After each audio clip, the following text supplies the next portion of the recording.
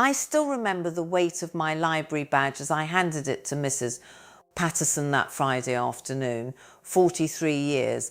She hugged me tight and the other librarians clapped, and there was sheet cake in the break room with "Happy Retirement, Diana" written in blue frosting. I smiled through it all, accepted their well wishes, and drove home in my old Honda with my heart full of something I thought was joy. The house was quiet when I pulled into the driveway. Too quiet. Amber's SUV was parked on the street and Courtney's sedan sat behind it. I figured they'd come to surprise me, maybe put up some decorations or order pizza. My girls, my beautiful grown daughters. Amber was 42, worked in marketing for a tech company in Portland, but visited often. Courtney was 39, a real estate agent in Eugene with a husband who managed a car dealership. They'd both done well, I'd made sure of that. I pushed open the front door and froze. The living room was empty, not just tidy, empty. The couch I'd saved 3 months to buy back in 2003, gone. The coffee table my mother gave me before she passed, gone. The television, the bookshelf, the lamps, the recliner where I read every night, all of it gone. Just rectangles of unfaded carpet where furniture used to be, and dust particles floating in the late afternoon sunlight streaming through bare windows. "Mum," Amber's voice came from the kitchen.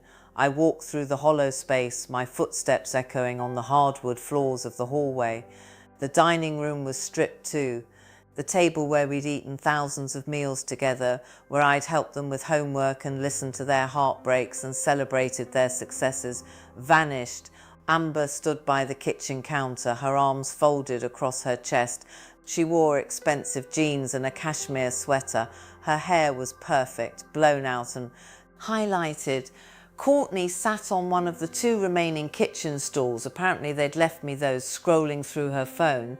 She looked up briefly, then back down. What happened? My voice came out steady, though I felt like I was standing outside my own body. "We sold it," Amber said. No preamble, no apology in her tone. "You sold my furniture."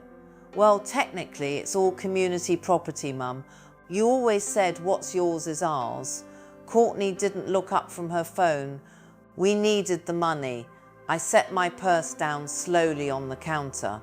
"You needed the money." "Mum, don't make that face." Amber sighed like I was being difficult. "You're retiring. You won't have a paycheck anymore. We have bills. Courtney's investment property in Bend needs a new roof, and I'm finally getting the kitchen remodel I've been planning. We figured you wouldn't need all this stuff anyway. You're 76, you should be downsizing." The kitchen still had the refrigerator, the stove, the cabinets. I opened one and saw they'd left me 4 plates, a handful of mismatched silverware, 2 coffee mugs. "How much did you get?" I asked quietly. "Almost 8,000, Courtney said it like she was proud. "Guy came with a truck this morning, estate sale company. They took everything in 3 hours. And my bedroom? We left your bed and dresser," Amber said quickly. "We're not monsters, Mum, but the guest room furniture, the den, all that old stuff, you don't need it." I thought about the quilt on the guest bed, the one my grandmother made, the desk in the den where I'd written letters to my sister Natalie every week for 30 years, the antique mirror that had belonged to my mother. My mother's mirror, it sold for $600. Courtney finally looked up, smiling. "Can you believe it? Some lady from California bought it on the spot." I stood there in my empty kitchen, looking at my 2 daughters, these women I'd raised alone after their father walked out, these girls I'd worked double shifts for, put through college on a librarian's salary, helped with down payments and wedding costs and grandbaby gifts. I'd eaten macaroni and cheese for dinner more times than I could count, so they could have dance lessons and summer camp and prom dresses. And they'd sold my mother's mirror for $600. "You're upset," Amber said, her voice taking on that patronising tone she used when she thought I was being unreasonable. "But Mum, you have to think practically. You're on a fixed income now. We talked about this, Courtney and me. You can't keep supporting us the way you used to, so we had to take initiative. Be proactive about our own financial futures. I see, don't be like this. Courtney stood up, grabbing her designer purse. You're always so emotional. This is just stuff, material things. You're the one who taught us that family is what matters. I looked at her, really looked at her. She had my eyes, but none of my circumstances, none of the calluses on my hands from scrubbing floors at the university while I took night classes to get my library science degree. She had her father's entitlement, the same look he'd had when he told me he was leaving because he deserved to be happy and our family was holding him back. You're right, I said softly. Family is what matters. Something in my tone made Amber pause. So you understand, we can still celebrate your retirement. Courtney and I thought we'd take you to dinner next week. Olive Garden, your favourite. I almost laughed. Olive Garden was never my favourite. It was theirs. I'd taken them there for every birthday because they loved the breadsticks, even when I could barely afford it. That's kind of you, I said, but I'm tired. It's been a long day. They exchanged glances. Courtney shrugged. Okay, well, we'll call you tomorrow. Get some rest, Mum. You've earned it. They kissed my cheek, both of them, dutiful as ever, and left. I heard their cars start, heard them drive away. Then I stood in my empty house and felt the silence wrap around me like a physical thing. I didn't cry. I'd learnt long ago that crying doesn't change anything. Instead, I walked through each room slowly, cataloguing what was gone, the photo albums taken, the china cabinet taken, the paintings I'd collected over 40 years taken, my sewing machine taken, even the small television from my bedroom taken. They'd left me a bed, a dresser and a closet full of clothes. In the bathroom, my toiletries. In the kitchen, enough to feed one person, basic meals. Everything else, the accumulation of 76 years of life, had been loaded onto a truck and sold to strangers. I sat on the kitchen floor because there was nowhere else to sit, and I thought about my sister Natalie. She lived in Spokane, Washington, 2 states away. Her husband Vincent had died 8 months ago, heart attack, sudden and cruel. She was 68, living alone in the house they bought together in 1982, struggling with grief and arthritis and a mortgage she could barely manage on her widow's pension. I'd been sending her money when I could, small amounts, $50 here, $100 there. She never asked, but I knew she needed it. We talked every Sunday evening and I could hear the loneliness in her voice, the way she tried to sound cheerful but couldn't quite manage it. I wish you'd come visit, she'd said last week. It's been so long, Diana. I miss you. When I retire, I'd promised, when I have time. I pulled out my phone. It was 7:30 on a Friday night. I had $643 in my checking account. My retirement fund had just over $38,000, not much, but I'd been careful. My pension from the library would start next month, $1,200 a month. Social Security added another $1,000. I opened my banking app and transferred $5,000 from my retirement account to checking. Then I booked a flight to Spokane, leaving at 10 a.m. Saturday, one way, $267. I spent the night at the Comfort Inn off Highway 20, paid cash for the room. My phone started ringing at 8 a.m. Amber. I didn't answer. Courtney, I didn't answer. They left voicemails. Mum, where are you? Your car's not at the house. Mum, this isn't funny. Call us back. I took a shower, got dressed, checked out. At 9:15, I stopped at a Walgreens and bought a disposable camera, the old-fashioned kind, the type teenagers use now for nostalgia, but I used because I understood how they worked. I went back to my house one last time. The for sale sign was already in the yard. I stood there staring at it.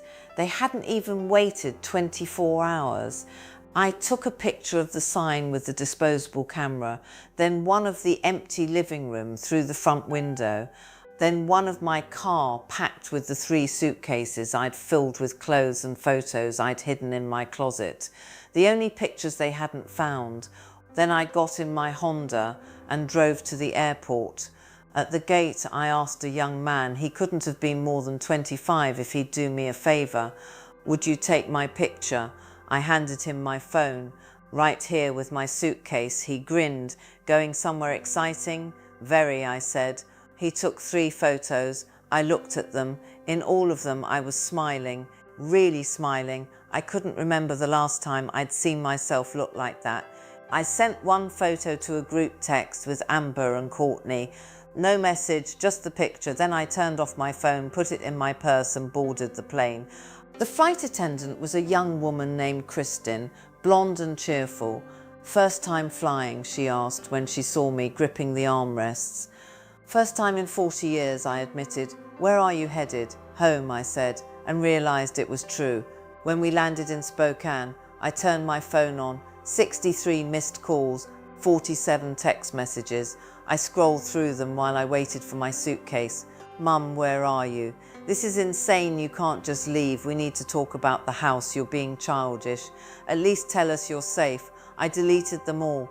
Then I called Natalie. Hello? Her voice sounded thin, uncertain.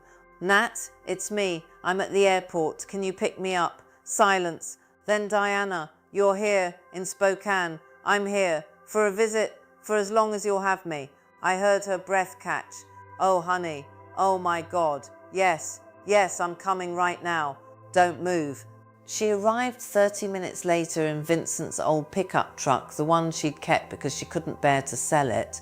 She got out and I saw how much she'd aged since Vincent died. Her hair completely grey now, her shoulders bent, her face lined with grief.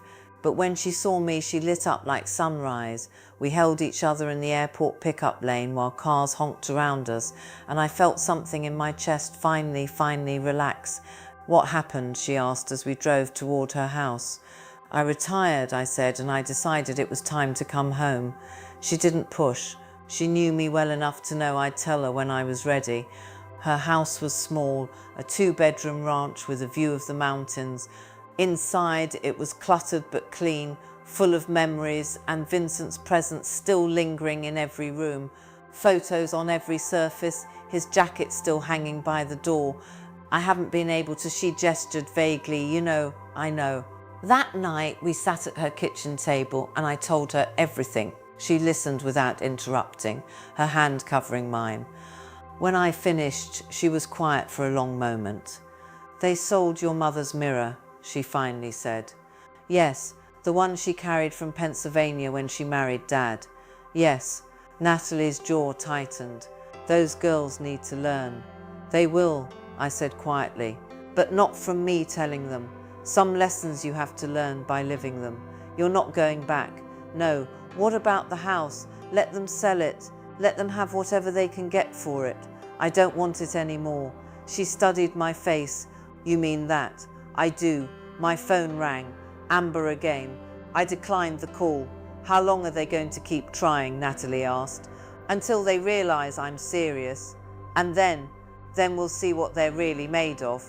Natalie smiled, and I saw a flash of the fierce older sister who'd protected me on the playground, who'd taught me how to stand up straight and look people in the eye. Good, she said, it's about damn time. That night I slept in Natalie's guest room, Vincent's office really, but she'd moved his desk aside and put in a daybed. I lay there listening to the unfamiliar sounds of a new place, feeling the weight of 76 years of people-pleasing finally lift off my shoulders. My phone buzzed with another text. I looked at it. Courtney, Mum, please just tell us what you want us to do. We'll fix this, just come home. I turned the phone face down and closed my eyes. Tomorrow, I thought. Tomorrow I'd start figuring out what my life looked like when I finally lived it for myself. The first week in Spokane, I didn't answer a single call. I let my daughter's messages pile up like snow. First angry, then confused, then worried, then angry again. Natalie watched me ignore the buzzing phone each evening and never once suggested I should respond. They're adults, she said on the 4th day, while we sorted through Vincent's clothes together. They can handle uncertainty. God knows you handled it alone for decades. We donated most of his things to St. Vincent de Paul. Natalie cried while folding his favourite flannel shirts, and I held her through it. That's what I was here for, not to be needed in the way my daughters needed me, like an ATM with a heartbeat, but to be present for someone who actually valued presence. The house needed work. The gutters were clogged, the back steps were rotting, and the furnace made a sound like a dying animal every time it kicked on. Natalie had been overwhelmed, unable to tackle it alone, and unable to afford help. I've got time now, I told her, and you've got 2 hands. Between us, we'll figure it out. We started with the gutters. I found a sturdy ladder in the garage and climbed up while Natalie steadied it below, both of us laughing at how ridiculous we must. Look, 2 old women playing handyman on a Tuesday morning. My arms ached by lunchtime, but it was a good ache. An earned ache. That evening we sat on the back porch with decaf coffee and watched the sun set over the mountains. The air smelled like pine and coming rain. Natalie's neighbour, an older man named Kenneth, who'd lost his wife 2 years prior, waved from his yard. "You're good for her," he called over. "Haven't seen Natalie smile this much in months." "She's good for me too," I called back and meant it. On the 8th day, I finally listened to my daughter's voicemails. There were 31 of them. The early ones were indignant. "Mum, you can't just disappear. We're worried sick." Then confused. "We don't understand why you're doing this. We were trying to help you." Then manipulative. "Grandma would be so disappointed in how you're acting." And finally, desperate. "Please, Mum, just talk to us. We'll do whatever you want." I saved that last one. Then I sent a text to both of them. "I'm safe. I'm with Aunt Natalie in Spokane. I need time and space. I'll reach out when I'm ready." The response was immediate. My phone rang within seconds. I declined the call and turned off the ringer. Natalie looked up from her crossword puzzle. "How do you feel?" "Lighter," I said. November arrived, cold and grey. Natalie's arthritis flared up, so I took over most of the housework. I cooked meals we ate together at the kitchen table, real meals, pot roast and mashed potatoes, chicken soup from scratch, things I hadn't had time to make in years. We watched old movies and worked jigsaw puzzles and talked about our childhood in ways we never had before. "Do you remember when Dad lost his job at the mill?" Natalie asked one evening. "I was only 7. I remember Mum crying in the kitchen." "She cried every night for a month," Natalie said quietly. "I was 12. I heard her tell Dad she didn't know how we'd make it, and Dad said, 'We'll make it because we have to.' That's what family does." She paused. "They never asked us kids to carry their burden. They protected us from it. And we did the opposite," I said. "We gave our kids everything and asked them to carry nothing. Maybe that's why they don't know how to stand on their own." I thought about that a lot in the weeks that followed. My pension and Social Security started arriving. I gave Natalie $800 a month for rent and groceries, which she protested until I told her it was half what I'd been paying for my empty house. With what was left, I covered utilities and my personal expenses. I had enough, not abundance, but enough.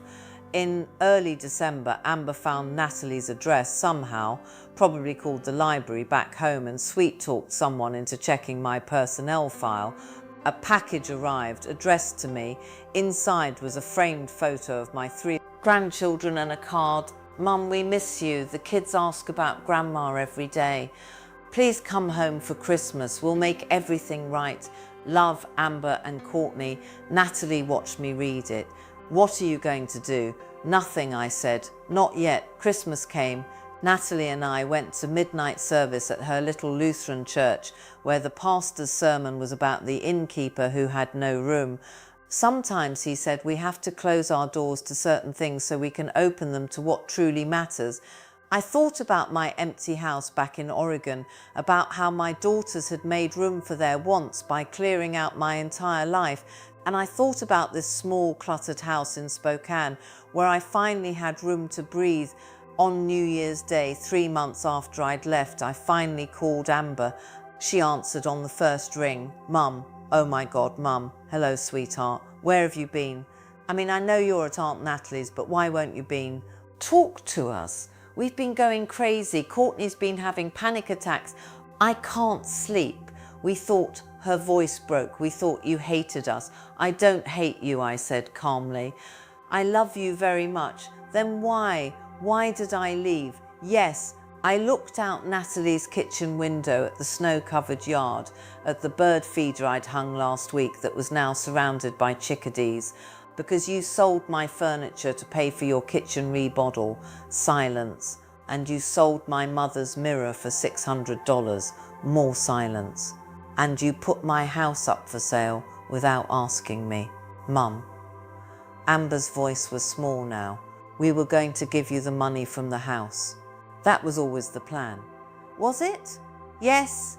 We just thought you're 76, you can't maintain a whole house by yourself. It made sense to liquidate the asset. And liquidate the asset, I repeated softly. Is that what I am to you, an asset to liquidate? That's not what I meant. Amber, honey, I need you to hear me. I kept my voice gentle but firm. I spent 43 years working to give you and your sister everything I could. I never resented it. I was happy to do it. But somewhere along the way, you started to believe you were entitled to everything I had. Not just my money, my choices, my possessions, my life. We were trying to help you, were trying to help yourselves. And that's okay, that's human. But I'm not going to enable it anymore. I heard her crying now. So you're never coming back, you're just going to abandon us. I'm not abandoning you. I'm living my own life. There's a difference. What about the grandkids? Don't you care about them? The manipulation was so familiar, I almost smiled. I love those children more than you can imagine, but loving them doesn't mean bankrupting myself so you can remodel your kitchen. That's not fair. Amber, I waited until she stopped talking. I'm going to say something now and I need you to really listen. Are you listening? Yes. Her voice was barely a whisper. I forgive you, I said. Both of you. I forgive you for selling my things, for not seeing me as a person with my own needs and dreams, for taking advantage of my love. I forgive you because I understand now that I taught you to do it. I never set boundaries. I never said no. I let you believe that my only purpose was to serve you. Mum, but I'm setting boundaries now. I'm living with Natalie. I'm helping her because she needs help and because I want to, not because I'm obligated. My pension covers my expenses. I'm happy here. I'm not coming back to Oregon. Ever? I don't know about ever. But not now, not until you understand that I'm a person, not just your mother. The line was quiet for a long moment. Then, what do you want from us? I want you to learn to stand on your own, to solve your own problems, to stop expecting other people to sacrifice themselves for your convenience. And if we do that, if we change, then maybe someday we can have a real relationship. One built on mutual respect instead of dependency. Another long silence. Then so quietly I almost missed it. I'm sorry, Mum. I know you are, honey. Can I call you sometimes just to talk? I felt something soften in my chest. Yes, you can call, but Amber, I'm not giving you money. I'm not solving your problems. I'm not coming back to be your safety net. If you want a relationship with me, it has to be because you actually want to know me, not because you need something from me. Okay, she whispered. Okay, we hung up. I sat at the kitchen table, trembling slightly. Natalie came in and put her hand on my shoulder. That was hard, she said. Yes, but necessary. Yes, she squeezed my shoulder. I'm proud of you, little sister. Courtney called 2 days later. That conversation was harder. She was angrier, more defensive, less willing to accept responsibility. But I said the same things, held the same boundaries. Eventually, she stopped yelling and started listening. I need time, she said finally, to process this. Take all the time you need, I told her. Winter turned to spring. Natalie and I planted a garden in the backyard, tomatoes, peppers, herbs, flowers. We painted the kitchen a soft yellow. We replaced the rotting back steps ourselves, watching YouTube tutorials and laughing at our mistakes. Kenneth from next door came over sometimes to help with the heavier work, and eventually he started staying for dinner. Amber called every few weeks. The conversations were awkward at first, stilted. She talked about work, about the kids, about surface things. But slowly, carefully, she started asking about my life, what I was planting, what movies Natalie and I watched, how I was feeling. I'm actually happy, I told her in April, really happy. I'm glad, Mum, she said, and I could hear that she meant it. Courtney took longer. She didn't call until March, and when she did, she was still defensive. But by May, something had shifted. Her husband had lost his job, and they were struggling. She didn't ask me for money. She just told me about it, voice shaking, and said, I finally understand what you meant. About solving your own problems. You'll get through it, I told her. You're stronger than you think. How do you know? Because you're my daughter. And despite everything, I raised you to be capable. You just forgot it for a while. In June, Amber sent me photos of her kitchen remodel. It was beautiful white cabinets, marble countertops, exactly what she'd wanted. I paid for it myself, she wrote, saved for 8 months. It took longer than I wanted, but it feels better knowing I earned it. I sent back a simple message. I'm proud of you. July brought my 77th birthday. Natalie threw a small party, just Kenneth, a few neighbours, some ladies from church. No gifts, just cake and coffee and conversation. My phone rang while we were eating. Happy birthday, Grandma. My 3 grandchildren's voices chorused through the speaker. Amber came on the line. We wanted to sing to you. The kids have been practicing all week. They sang off-key and enthusiastic, and I cried happy tears while Natalie grinned at me across the table. Thank you, I said when they finished. That's the best gift I could ask for. We miss you, Amber said. The kids want to know when they can visit Aunt Natalie's house. I looked at Natalie, who nodded.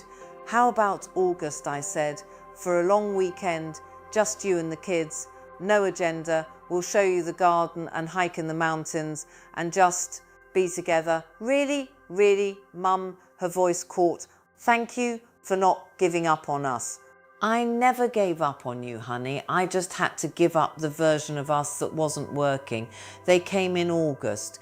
3 days of normalcy, playing with the kids, cooking meals together, talking without tension. Amber helped me weed the garden and told me about her therapy sessions, how she was working on understanding why she'd felt so entitled to my resources. I think I was angry at you, she admitted, for staying with Dad as long as you did, for not having more, for not being able to give us the life I thought we deserved. And now I understand that you gave us everything that mattered. I just couldn't see it because I was too busy looking at what I didn't have. On the last evening, we sat on the porch while the kids chased fireflies in the yard. Natalie and Kenneth were inside doing dishes. I'm sorry, Mum, Amber said quietly, for all of it, for taking you for granted, for selling your things, for not seeing you as a person. I know. Can you forgive me? I took her hand. I already did. Months ago. Now you need to forgive yourself. She leaned her head on my shoulder and I stroked her hair like I did when she was small. I love you, she whispered. I love you too, sweetheart. Always. Courtney came in September with her husband Derek. He'd found a new job and they were rebuilding. She was humbler, quieter, more thoughtful. We didn't talk about the furniture or the mirror. We talked about recipes and gardening and her kids' school year. Real things, present things. On their last morning, she found me in the garden picking tomatoes. Mum, she stood at the edge of the bed, uncertain. Can I help? Of course. We worked in silence for a while, filling a basket with ripe fruit. I want you to know, she said finally, that I get it now. What you were trying to teach us, yeah? Yeah? She picked a cherry tomato and held it up to the light. It's not about the stuff, it's not even about the money. It's about respect, about seeing people for who they are, not what they can do for you. That's exactly right. I'm trying to do better. With Derek, with the kids, with you. I can see that. I'm proud of you. She looked at me, eyes shining. Are we okay? You and me? We're getting there, I said honestly. It takes time to rebuild trust. But yes, honey, we're okay. That night, after they left, Natalie and I sat on the porch with Kenneth. He'd become a fixture in our lives, helping with repairs, joining us for meals, making Natalie laugh again. There was something gentle growing between them, and I was happy for it. Your girls seem different, he observed. They're learning, I said. And you, Natalie asked, are you happy? I looked at the house, our house now really, at the garden we'd grown, at the life we'd built together, 2 widows and a widower, finding family and friendship, at the mountains in the distance, solid and unchanging. Yes, I said, I really am. My phone buzzed, a text from Amber, home safe. Thank you for everything, Mum, love you. Then Courtney made it back, already planning our next visit. You've built something beautiful there. I see that now. I smiled and put the phone away. Natalie raised her coffee mug. To new beginnings, Kenneth raised his. To family, the one you're born with and the one you choose, I raised mine. To learning that it's never too late to choose yourself. We clinked our mugs together under the stars, and I felt the last piece of old resentment finally let go. My daughters would be fine. They were learning to stand on their own, to value relationships over transactions, to see me as a whole person. And I was learning too that love doesn't require self-erasure, that boundaries are acts of respect, that walking away can sometimes be the most loving thing you can do. I was 77 years old, and for the first time in my life, I was living for myself. Not selfishly, not bitterly, just honestly, and it was enough, more than enough. It was everything,